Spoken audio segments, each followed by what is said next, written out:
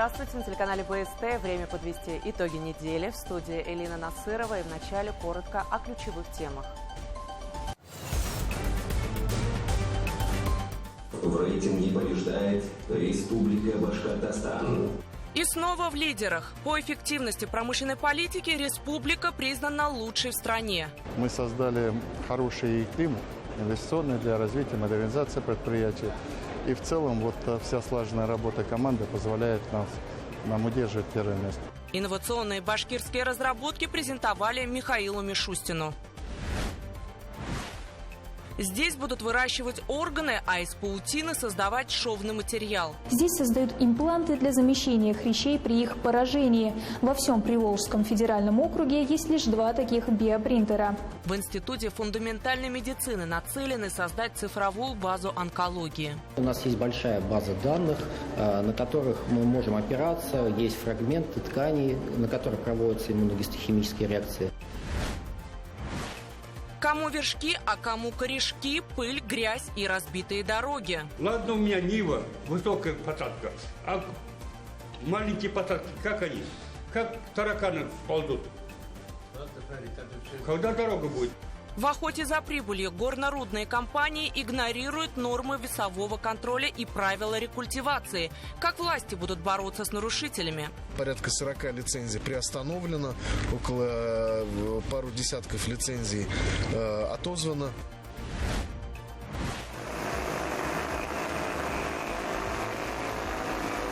Дрон-агроном. На один вылет может обработать до 4-5 гектаров. Если это тоже зависит от литража, от нормы вылива.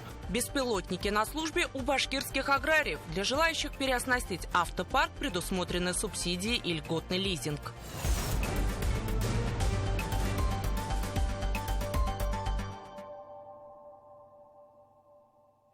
Башкортостан снова в передовиках. Республика вернула лидерство в рейтинге эффективности промышленной политики. Такие данные привел Минпромторг страны на форуме «Иннопром», который прошел в Екатеринбурге.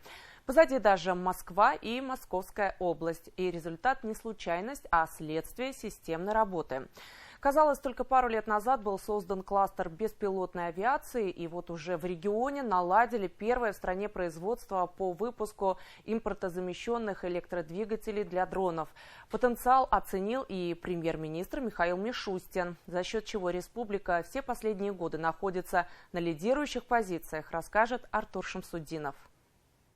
В кратчайшие сроки поддержки руководства региона запустили линию, конвейер, закупили технологию производства двигателей от нулевого цикла. То, что раньше можно было приобрести только за рубежом, теперь делают на первом в России специализированном заводе. Уфимское предприятие по серийному выпуску электродвигателей для беспилотников. Одно из последних достижений, которое Башкортостан представил на Иннопроме. Какая мощность? Наша технология позволяет мощность регулировать, в отличие от зарубежных. Мы на тачскрине забиваем количество витков, толщину проволоки. В числе уникальных новинок многофазная инновационная разработка для нефтегазодобывающих предприятий и макет газотурбинного двигателя. Осматривая достижения региона, премьер-министры России и Беларуси дали высокую оценку Башкортостану как центру развития инноваций. Вот если все так работали, как в Башкортостане, уже коммунизм наступил еще при нашей жизни. Спустя 2 года Башкортостан вновь на вершине в федеральном рейтинге эффективности промышленной политики. Оценка велась по полусотни различных показателей. По большинству регион обошел Москву и Московскую область. В суммарном зачете по показателям всех 5 блоков в рейтинге побеждает Республика Башкортостан. Поздравляем победителя рейтинга. Хорошая работа промышленности, обрабатывающей промышленности. У нас очень неплохие макроэкономические показатели, а это важнейший элемент, в общем-то, интегрального рейтинга. Но самое главное, наверное, то, что, вы знаете, республика все эти годы очень активно пользуется всеми теми мерами поддержки, которые генерируются в недрах Министерства промышленности России и правительства России. Как говорят эксперты, лидерство Башкортостана оказалось возможным благодаря вниманию со стороны региональных властей. Глава республики знает руководителей производств. Возникающие вопросы обсуждают с ними напрямую. Управленческая команда Ради Фаритовича успешно использует все те инструменты, которые существуют в современном законодательстве. Очень активно ведется работа по повышению инвестиционной привлекательности, что способствует заходу в республику серьезных инвесторов и, соответственно, отражается на дальнейшем росте промышленного потенциала нашей республики. Глава республики зачастую лично сопровождает проекты на всех циклах реализации, вовремя подключая необходимые ресурсы. Помогают в этом инвестиционные часы. Только с начала года общая сумма рассмотренных проектов составила 31 миллиард рублей. Один из таких – модернизация действующего производства на предприятии «Ойл-Тиммаш». Это первая и единственная компания в стране, создавшая целый флот оборудования и технологий для ранней добычи нефти и газа. В данный момент 73 человека в цеху. Но на перспективу нам нужно еще больше народу, более 300 человек. Действуют широкие возможности для кооперации предприятий. В Башкортостане зарегистрировано 12 индустриальных и 19 технопарков. Еще 10 намерены создать на основе государственно-частного партнерства. Нельзя не вспомнить и о первой особой экономической зоне АЛГА, созданной в нашей республике, о расширении зон и территорий с опережающим социально-экономическим развитием. Все это позволяет инициировать в наше непростое время развитие экономики, развитие нашей республики. В открытии новых производств в регионе, в том числе в формате технопарков, заинтересован автогигант КАМАЗ. Об этом заявил гендиректор на встрече с главой республики. На более высокий уровень выходит и сотрудничество с Росстандартом. В марте прошлого года в Уфе открыли первую в ПФО испытательную лабораторию для продукции Лекпрома. В рамках нового федерального проекта Башкортостан станет первым регионом, где появится испытательный центр по станкостроению. Инвестиции в проект составят 800 миллионов рублей. Сейчас мы целый ряд предприятий, входящих в конкурс станкостроения, объединяем в такой кластер, станкостроительный кластер. И для того, чтобы развиваться в станкостроении, ведь что такое станкостроение? Это средства производства или средства уже какого-то. Это очень сложно, это очень допуски, это точность высокая, это качество материалов, качество обработки. И для этого очень важно, чтобы рядом был сильный испытательный центр. Традиционно на территории Республики Башкортостан все, что связано с точностью измерений, с обеспечением единства измерений, с высококачественными испытаниями, находится на чрезвычайно высоком уровне. И тому, с одной стороны, является основой наличие Центра стандартизации метрологии и испытаний в Республике Башкортостан, но и очень большая поддержка, которая на протяжении долгих лет оказывается Центру со стороны республиканского правительства. За 5 лет прирост промышленного производства в республике составил почти 20%. По России этот показатель в 1,5 раза ниже. Опыт Башкортостана по части реализации промышленной политики станет ориентиром для других регионов, помогая эффективнее развивать все субъекты страны. Артур Шамсудинов, Ильшат Казакулов и Дмитрий Аксаев.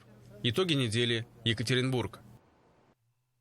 На Иннопроме в режиме реального времени открыли межвузовский центр искусственного интеллекта Евразийского НОЦ. Он создан в сотрудничестве Уфимского университета науки и технологий, нефтяного университета и предприятия «Лексема», которые специализируются на разработке программного обеспечения и разработках в сфере искусственного интеллекта для промышленности. Центр позволит внедрять разработки наших ученых в конкретные отрасли промпроизводства. Отрадно видеть, что в Республике Башкортостан открывается такой центр. Республика действительно обладает серьезным общепроизводственным потенциалом. Мы видим темпы развития промышленного производства. И отрадно, что вот такие центры работают в тесном взаимодействии с реальным сектором экономики, с бизнесом, с промышленными предприятиями. И как раз таки решают задачу по формированию и по решению той поставленной задачи президента Российской Федерации по формированию технологического суверенитета нашей большой великой Родины. Межвузовский центр искусственного интеллекта Евразийского НОЦ станет местом, где научная мысль встречается с инновациями, а новые идеи обретут жизнь благодаря современным технологиям. Сотрудниками центра станут более 20 человек, половину которых составят молодые ученые. Студенты, участвуя в проектах, получат возможность становиться специалистами в области искусственного интеллекта прямо во время учебы.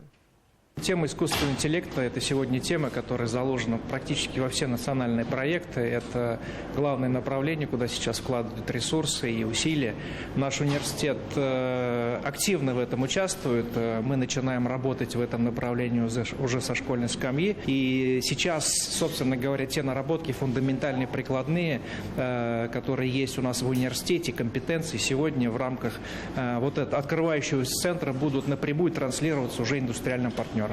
ERP-система – это система, которая помогает управлять предприятием. И в последнее время одной из тем, которая меняет вот эту модель управления предприятием, это является искусственный интеллект. Иногда в некоторых местах мы находим узкие места, которые расшиваются этой технологией, и они позволяют получить предприятием какой-то очень большой экономический эффект, решить ту задачу, которая никогда не могла быть решена другим способом. Между тем, башкирские медики будут печатать хрящевую ткань и создавать цифровую базу онкологии. В Башгосмедуниверситете открыли Институт фундаментальной медицины. В его составе 6 лабораторий, оснащенных современным оборудованием. В них будут проводить уникальные исследования в области медицины, биологии, биоинженерии. Ради Хабиров отметил, что развитие фундаментальной науки должно дать импульс и прикладной медицине. Все подробности в сюжете Полины Затолокиной. Этим молодым ученым в создании лекарства помогают пауки. Паутина птицеедов успешно восстанавливает поврежденные нервные окончания у лабораторных крыс. Такое стало возможным в новом Институте фундаментальной медицины Башгосмедуниверситета. Практику готовятся применить для лечения людей. В перспективе из шелка паутины хотят создать ранозаживляющую повязку и шовный материал. Проект реализуют в рамках программы «Приоритет-2030». 3 вуза республики участвуют в этой программе. Для нас это большое достижение. Программа ставит задачи, под эти задачи выделяются финансовые средства. И вот мы сегодня как раз видим Институт фундаментальной медицины. Это такая лаборатория 21 века на самом деле. Он изучает фундаментальные задачи медицины. Решение фундаментальных задач помогает получить широкий спектр знаний. Так, в лаборатории морфологии работают сразу в нескольких направлениях. Например, изучают врожденный иммунитет для борьбы с онкологией. Второй большой задачей мы для себя ставим – оцифровка. Оцифровка того, что у нас есть, и мы это назвали как цифровая база онкологии, где у нас будет помимо гистологических, у нас будут и молекулярно-генетические верификации, спектральный анализ, клинические данные. Сейчас это называется Big Data. За эти двери зайти может не каждый. В стерильной зоне расположилась лаборатория биопринтинга. Здесь создают импланты для замещения хрящей при их поражении. Во всем Приволжском федеральном округе есть лишь 2 таких биопринтера. Всего лабораторий 6. В них трудятся в основном ученые не старше 39 лет. А в планах привлечь в новый институт еще больше молодых умов. Молодые студенты, молодые ученые, они всегда хотят работать на новом оборудовании, участвовать в передовых флагманских проектах. Более того, сегодня Республика Башкортостан лидер по поддержке молодых ученых. И был даже удивлен вице-премьер правительства Российской Федерации, сколько у нас получателей грантов молодых ученых федерального уровня. Останавливаться на этом не планируют. В рамках программы «Приоритет-2030» в Башкортостане разрабатывают проект по созданию научно-производственного центра ядерной медицины. В БГМУ есть все предпосылки для того, чтобы стать одним из лидеров промышленной ядерной медицины в Приволжском и Уральском федеральных округах. Одной особенностью нашего университета, во-первых, он очень большой, потому что 14 тысяч студентов учатся.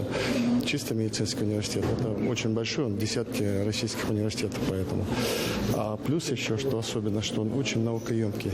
Здесь очень серьезное внимание уделяется именно науке.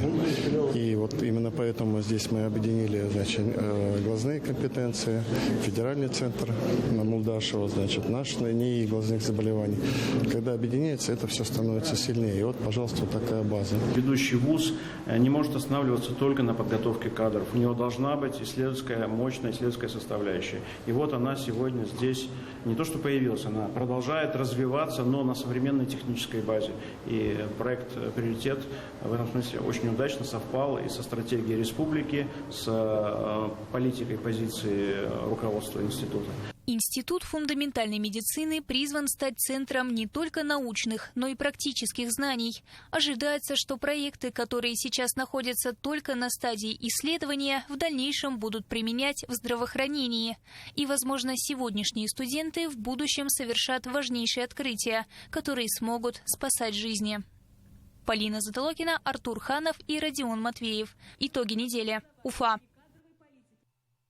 Для контрактников СВО из Башкортостана размер единовременной выплаты вырос до 1 миллиона рублей. Сумма увеличена по поручению Ради Хабирова. Она формируется за счет единовременной выплаты, что составляет 505 тысяч, которые предоставляет республика. К ним добавляются выплаты Минобороны России и муниципалитетов. Таким образом, с 10 июля бойцы, подписавшие контракт на службу, единовременно получат до 1 миллиона рублей. Напомним, ранее контрактникам единовременно выплачивали 205 тысяч рублей от республики, а в совокупности с доплатами Минобороны, администрации городов и районов сумма составляла 600 тысяч. По поручению Радия Фаридовича с 10 июля у нас увеличивается сумма выплат нашим гражданам Республики Башкортостан, которые идут на воинскую службу по контракту. Если до этого у нас выплата составляла 205 рублей, то с 10 июля выплата уже поднимается за счет республиканского бюджета до 505 тысяч рублей. Суммарно выплата получится вместе с теми выплатами, которые при заключении контракта предоставляет Министерство обороны, плюс наши муниципалитеты, будет доходить до 1 миллиона рублей. Это связано с тем, что Радий Фаридович уделяет большое внимание всем нашим военнослужащим, не только по контракту, те, которые проходят воинскую службу и по призыву, в том числе и мобилизованным.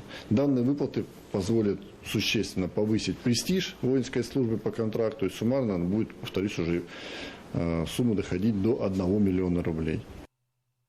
Для поступления на контрактную службу необходимо обратиться в военный комиссариат по месту воинского учета. На месте инспекторы дают разъяснения по всем возникающим вопросам, в том числе касающимся документов, льгот и денежного обеспечения.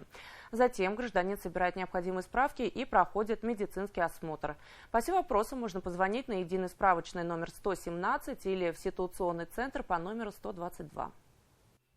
Дорожная карта совместных проектов Башкортостана с Каракалпакстаном расписана до 2026 года. Об этом по итогам встречи с председателем Верховного Совета Узбекской Республики Аманбаем Арынбаевым сообщил Ради Хабиров.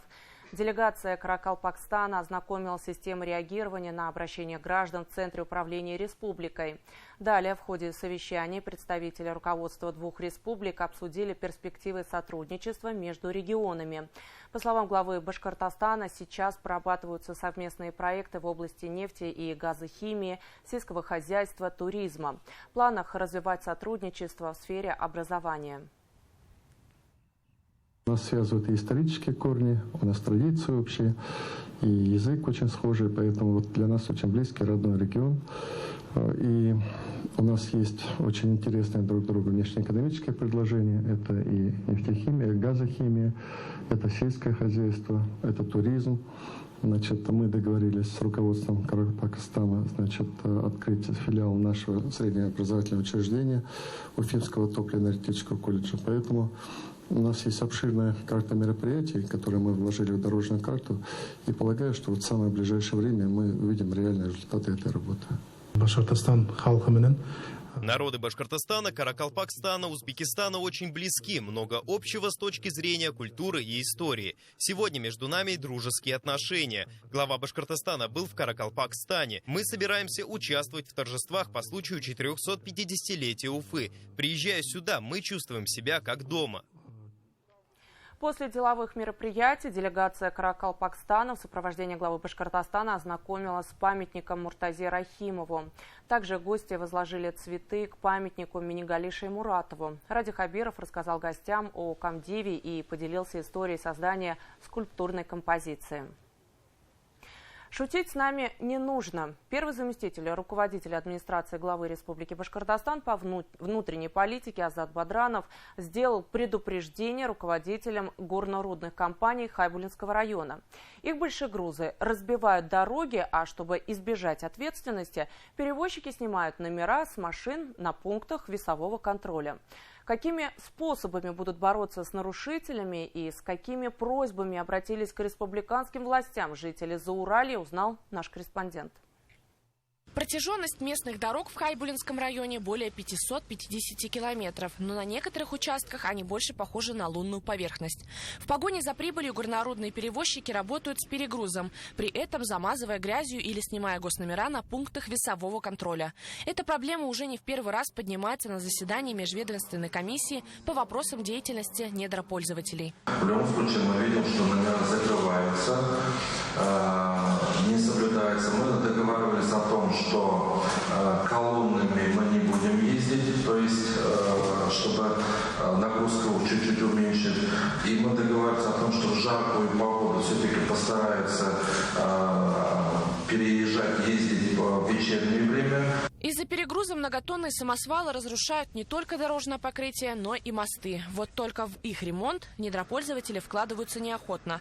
В итоге страдают местные жители. Азат Бадранов поручил в течение месяца выявить все проблемные объекты и решить вопрос. Руководители горнорудных предприятий также предупредили об ответственности за несвоевременную рекультивацию использованных земель. Комиссия у нас сколько? Уже года 3-4 работает. За это время у нас порядка 40 лицензий приостановлено, около пару десятков лицензий отозвано. Для отзыв лицензии для этого вида бизнеса, это катастрофа, поскольку много-много лет они занимаются для того, чтобы ее получить, и потерять ее, потому что ты не соблюдаешь технологически определенный порядок, это очень глупо. Ближайшие жилые дома, и, соответственно, когда здесь не было плодородного слоя земли, не было зеленого покрова, то есть, соответственно, вся пыль накрывала эти дома, и, соответственно, жители обращались к нам в Роспортнадзор о том, чтобы необходимо было понуждать предприятия, чтобы они привели рекультивационные действия. Что мы сейчас с вами видим, о том, что на сегодняшний день от этих жителей жалобы не поступают. То есть предприятие в рамках 7-го федерального закона исполнило свои обязательства, провела рекультивацию. В селе Ургаза Баймакского района первый заместитель руководителя администрации главы Башкортостана провел встречу с жителями Ишмухаметовского, Зилаирского и Татлыбаевского сельсоветов. Встреча прошла в формате вопросов и ответов: освещение улиц, усиление сотового сигнала, догазификация населенных пунктов, открытие ФАПов и аптек. Сельчане смогли озвучить свои самые острые вопросы. Один из них – строительство больницы в селе Ургаза. До конца этого года модульная участковая больница будет построена. А начало было затруднено тем, что это уникальное сооружение во всей России. Это первая модульная участковая больница. Такого нигде нету. Местные жители также попросили разобраться с ситуацией, когда вместо бесплатных медицинских процедур их записывают на платные услуги. Азат Бадранов отметил, что даст поручение контрольному управлению главы Башкортостана выехать на место. Также один из острых вопросов – ремонт дороги Ургаза-Сибай. Из-за разбитой трассы в населенный пункт перестали приезжать рейсовые автобусы из Баймака. Вторая проблема – ремонт аварийного моста. Ладно, у меня Нива, высокая посадка, а маленькие посадки, как они? Как тараканы ползут? Когда дорога будет? Сотрудники управления дорожного хозяйства заверили, что ремонтные работы ведутся, но из-за проливных дождей, которые накрыли Зауралье, пришлось отстать от графика, чтобы не нарушить технологию. Также будут выполнены и другие социальные обязательства, о которых говорил глава Башкортостана во время рабочих поездок в Баймакский район. Все поручения и обещания главы республики, они последовательно выполняются. Вы сами видели, сами вместе это все проживаем. Пандемия ковида, СВО. Какие-то вещи просто сдвигаются вправо по срокам. И то в этих условиях. И клубы строятся, и дороги делаются, и так далее. Хотя, поверьте мне, практически все уходит на специальную военную операцию. Последовательно ко всем поручениям подходим и начинаем выполнять. Отмены или либо снятие каких-то проектов, вещей здесь нет. Результат работы жители видят сами. Изменения в лучшую сторону начались с 2018-го, говорят они. В текущем году в Ургазе откроют двухэтажный клуб, о котором просили сельчане. А через пару недель начнется строительство нового водопровода. Геологоразведка сделали, новое месторождение для воды. Вода хорошая, питьевая, очень качество хорошее. Ишмухаметовского сельсовета из деревни Ангазу будет тянуться в село Ургаза. Протяженность труб 37 километров. по всей улице, по всем двухэтажкам. По поручению главы Башкортостана систематическая работа по развитию Зауралья будет продолжена. Руководителям муниципалитета и сельсоветов поручено активнее работать с населением, потому что большинство вопросов решаемы на местном уровне. Что же касается недропользователей и выполнения ими их же обязанностей по рекультивации использованных земель, эти вопросы продолжают оставаться на особом контроле межведомственной комиссии. Камила Камильянова, Азат Садриев, Вадим Исламов, Виктор Демидов. Итоги недели. Вообще на 2 недели закрыли Шакшинский мост. Это время необходимо для подготовки и укладки нового асфальта на одной стороне моста. А другую часть уже начали освобождать от старого покрытия. По сути, здесь будет перестройка путепровода. Тем временем изменилась схема движения транспорта в столице. Речь про 12 автобусных маршрутов. Пассажиров теперь подвозят прямо до железнодорожной станции, чтобы люди могли воспользоваться городской электричкой. Вагонов стало больше, а расписание обоих видов транспорта синхронизировали. Как Уфа живет без моста, в следующем материале. В первый день закрытия моста на станции Шакша людей гораздо больше, чем обычно. И многие из них впервые садятся в городскую электричку. Мне со спортивной до работы 15 минут, а электричка никогда не опаздывает. А на автобусах, пока мост ремонтируют, то пробки, то опоздаешь, короче. Закрыли мост, поэтому сели на электричку. Но впечатления очень даже неплохие. Комфортно доехали? Да, электричка спокойно, свободная электричка была, и автобусы везде. Удобство пользования электричкой уже оценили и автомобилисты. Очень удобно, комфортно, кондиционер, как в самолете. 30 минут и уже, говорю, в центре Уфы. К слову, движение автобусов специально синхронизировали с расписанием электропоездов, для того, чтобы уфимцы могли вовремя пересесть на нужный транспорт. Подвоз пассажиров до станции организовали как со стороны Иглино, так и со стороны города. Мы курсировали, получается, с остановки ДРСУ, поселок Алатырка под Иглино, до центрального рынка. Маршрут на данный момент поменялся. Мы, получается, курсируем до станции Шакша. Тех, кто едет в северную часть столицы, на станции «Спортивная» ждут так называемые шаттлы. Это специальные автобусы, которые курсируют каждые 15 минут через ДК УМПО и до колхозного рынка в Черниковке. Их стоянку организовали прямо рядом с ЖД-путями. Вообще очень удобно приехала, конечно, даже удивилась, что здесь у вас автобусы стоят. Мне сейчас вот до колхозного рынка надо доехать. Я доеду? Да. Спасибо. В администрации Уфы сообщили, что ежедневно автобусы со стороны Иглино в направлении станции Шакша начинают курсировать с 5:30 утра. Первая электричка со станции уходит в 6:20. Изменилась схема движения 12 маршрутов, а работа одного 132-го временно отменена. Его будут дублировать другие автобусы. Конечно, можно объехать мост и на автомобиле, однако это займет больше времени. Благодаря федеральной поддержке было принято решение о выделении этого финансирования на ремонт данного моста. Мост через Уфимку, соединяющий Шакшу и Черниковку, начали реконструировать в июле прошлого года. Завершить работы по плану должны в первой половине 2025-го. Полное закрытие моста – мера вынужденная. Это необходимо, чтобы подготовить участок к укладке асфальта. Необходимость ремонта данного моста, она уже давно назрела. Мост находился в предаварийном состоянии. И если бы мы не приступили и не было найдено соответствующее финансирование, то вообще данный микрорайон оставался под риском остаться вообще без связи. Вообще, в целом, если посмотреть на контракт, у нас заключен контракт с сроком производства работ с дачи в феврале 2025 года. Задача, поставленная перед подрядной организацией, выполнить все работы в данном году. Перекрытие будет действовать по 24 июля. После движение пустят по отремонтированной части. Глава республики Ради Хабиров поручил чиновникам следить за ситуацией с транспортом и информировать жителей о происходящих изменениях. К слову, уфимцы могут воспользоваться счастливым часом. Это возможность поездки в общественном транспорте по нескольким маршрутам по цене одной поездки в течение 60 минут по карте Алга. Эмиль Басарев, Артур Шамсудинов, Камила Камильянова, Булат Садриев и Шамиль Каримов. Итоги недели. Фермер в Стрельбашевском районе удобряет и обрабатывает поля при помощи дронов. Вадим Кензябузов начал осваивать эти передовые технологии в сельском хозяйстве в прошлом году. Его техника подключена к системе ГЛОНАСС, а посев семян осуществляется по современной системе без пашки поля. Хозяйство молодого фермера посетила наша съемочная группа. Репортаж Дили Махмутовой.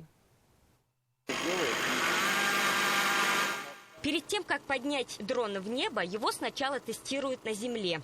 После этого через специальное приложение ему отправляют задание с параметрами на обработку полей. Беспилотник сам выбирает маршрут, может двигаться с максимальной скоростью 13 метров в секунду, а его бак вмещает 40 литров химикатов. При этом квадрокоптер сам регулирует подачу жидкости согласно своей скорости полета, поэтому распыление всегда равномерное. На один вылет он может обработать до 4-5 гектаров. Если это тоже зависит от литража, от нормы вылива, от размера капель и также от рельефа поля. Если идеальное поле, то за смену можно сделать до 150 гектаров. Фермер уверен, что будущее за беспилотными технологиями. У коптера масса преимуществ. Во-первых, технологические операции можно проводить, не повреждая посевы колесами, одновременно получая представление, каким участкам нужно особое внимание. Во-вторых, возможность обработки высокостебельных культур. В-третьих, высокое качество обработки происходит благодаря тому, что капли проникают вихревыми потоками в самый стеблестой. Беспилотные комбайны, беспилотные трактора. Пока еще только это все, скажем так, в зачатке, но где-то 3-4 года это все будет обкатываться уже на наших полях, мы, наверное, их будем видеть. Это ближайшее наше будущее. В хозяйстве также используют технологию прямого посева. Это система no-till. Семена вносятся в неподготовленную почву без ее предварительной обработки. Поверхность закрывается мульчей. Таким образом, лучше сохраняются плодородие земельных участков и влага, предотвращается эрозия. Начать уборку планируют с 20 августа. Сейчас идет подготовка. Ремонтируется техника и строятся новые склады. За ходом работ фермер следит через компьютер. Вот в режиме реального времени мы видим каждую машину в хозяйстве. Специальная система показывает состояние техники, в частности двигателя, а также температуру масла, уровень топлива. Позволяет отследить, когда водители вышли на работу и сколько часов ездят. У каждого водителя есть своя карточка, он вставляет в определенный слот свою карточку, и уже автоматически мы его видим, когда он сел в эту машину, когда он начал работать, и бухгалтер автоматически начисляет на него заработную плату. То есть вот такой порядок у нас. И с этими карточками мы и заправляемся. У нас заправка безоператорная. Во многом упрощает работу и руководителя, бухгалтера, агронома и инженеры. В настоящее время на балансе сельхозорганизации республики находится 5 беспилотников весом более 10 килограммов. Согласно плану, со следующего года ежегодно будут закупаться 30-40 единиц техники мультироторного типа. Таким образом, к 2030 году количество беспилотников, используемых в сельском хозяйстве, достигнет 270. Для их приобретения действует федеральная программа субсидий и льготного лизинга. Кроме того, власти планирует разработать меры господдержки для развития сферы оказания услуг с применением дронов. Дилия Махмутова, Булат Садриев. Итоги недели. На неделе вся страна отметила День семьи, любви и верности. Местом проведения масштабного праздника в Башкортостане уже по традиции стал город Бирск. В старинном башкирском городе, история которого насчитывает 360 лет, прошел красочный семейный фестиваль. Подарком для собравшихся стало открытие первого в республике памятника святым Петру и Февронии, которые считаются покровителями семьи и брака. Победителем конкурса на создание памятника стал московский скульптор Петр Добаев. Работа заняла несколько месяцев, но, по словам художника, принесла ему духовное удовлетворение. Петра и Февронию на лодке он изобразил не случайно. Город Бирск, он все-таки находится на реке Белая, поэтому тут уже изначально композиция, она сама просит, то, что как они здесь могли появиться все времена. Все времена в основном речной транспорт был. Вот на лодочке они и приплыли. Традицией фестиваля стало чествование многодетных семей и пар, которые прожили в браке 50 лет и более. Медалями «Родительская слава» и «Родительская доблесть» Ради Хабиров отметил семьи из Благовещенского, Бурзянского, Уфимского, Чешминского и Архангельского районов. В семье вообще, конечно, любовь, уважение и поддержка. Вот 3 слова – это главное. Когда есть любовь, когда есть уважение друг к другу, все остальное появляется. Конечно, очень здорово. Каждая семья – это прежде всего дети, конечно. И чем больше детей, тем, наверное, лучше все-таки. Вот так и должно быть. Вы знаете, семья – это, наверное, самое важное, что есть у человека. И я уже говорила сегодня, что человек рождается и приходит в этот мир, в семью, и потом создает свою собственную, в которую снова приходит новый человек. Поэтому это самое важное и ценное, то, что мы должны пропагандировать и нашим детям, и следующему поколению. Так можно сказать про брак супругов Чувилиных из Уфимского района. Александра Николаевна и Павел Васильевич 65 лет вместе. Воспитали 3 детей. Их история любви знала и моменты счастья, и сложные испытания. Не терять оптимизма ни при каких обстоятельствах. Вот что советуют они с высоты своего опыта. С супругами пообщалась Анастасия Чапаева. Плохая память. Отеки ног, глаз один, плохо видит. Она его и глаза, и уши, и теперь уже личный секретарь. Когда зрение стало подводить от написания стихов, Павел Васильевич не отказался. Супруга Александра Николаевна подставила свое хрупкое, но надежное плечо. Теперь в строчках уже не история любви, а скорее история болезни. Отеки ног, глаз один и плохо видит, зуб болит, мешает есть. Вот такой букет болезней у меня сегодня есть. Еще при первой встрече в 56-м рядовой советской армии, вернувшийся в отпуск, понял, что забыть эту девушку едва ли получится. Случайное знакомство с подругой племянницы переросло в 3-летнюю переписку на протяжении всей службы. А по возвращению еще пришлось и поискать возлюбленную, которая незадолго до этого сменила жилье. Так что, отыскав, долго не думал, через 3 месяца сделал предложение. Очень внимательная, такая ласковая. И мне вообще поработила.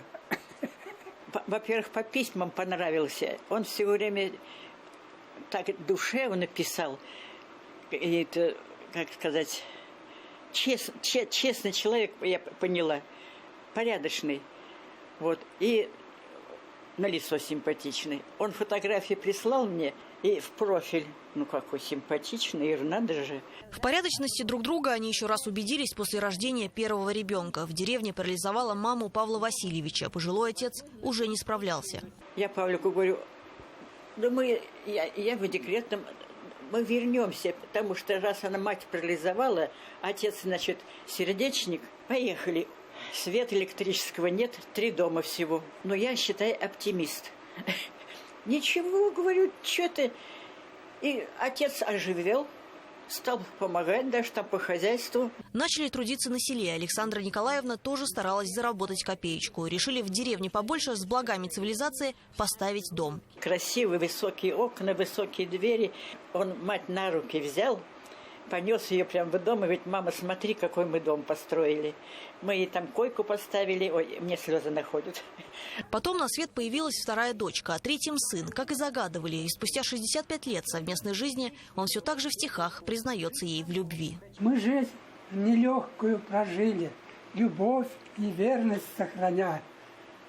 3 деточек родили, воспитали их любя. А жизнь в самом деле подкидывала им испытания, словно проверяя на прочность. 6 лет назад они чудом спаслись из горящего дома. Огонь уничтожил все, что успели нажить. И на 9-м десятке пришлось начинать все заново. Спасти из огня не удалось ни документы, ни накопления. Побежал, противогаз у меня был. Побежал, его взял, пришел. А здесь подошел к лесенке, с лесенки уже и пламя вот так вот. Все дети и вся улица помогла. Соседи все идут, 1000 несут, идут вещи несут. Ну, в общем, с помощью мы выбрались. Сейчас дом отстроен, есть огород, в котором они по-прежнему любят трудиться. Но самое приятное для них – это выйти к беседке и открыть альбом иллюстраций своей жизни. Это я молодая, а это он в армии был. Мне вот такой он очень понравился. К просмотру черно-белых фотокарточек присоединяются и дети, которые часами готовы говорить о родителях. О семье всегда мечтает человек. Один человек – это что? Я горжусь своими детьми. Родители, как ангелы-хранители, всегда за нас переживают. Хотя мы сейчас сами уже бабушки, да. Вы для них всегда маленькая Света. Наверное, так. Наверное, так. Не признают во мне бабушку, да. Отец мой, деда Павлик, мы так его зовем. Но от отца я никогда в жизни не слышал мата. Никогда слова не было матершинного. Трудолюбивый. Да, трудолюбие. Я поражаюсь, конечно, ихнему пороху. Мы видели, что на протяжении всей жизни они как заботятся друг о друге, как уважают друг друга. Вот они по жизни друг друга так поддерживают. И вот даже сейчас они уже старики, живут одни. Мама приболела, папа за ней ухаживает. Папа приболел, мама за ним ухаживает. В словах детей есть для них истинное счастье, признаются супруги. И главное их нажитое богатство – это не дом и не деньги, а дочери, сын, внуки и правнуки. Семья – наша радость. И рядышком каждый день. Как хорошо, что мы все вместе. Анастасия Ильчебаева, Булат Садриев. Новости. Уфимский район. Такой была уходящая неделя. Спасибо за внимание и до встречи в эфире.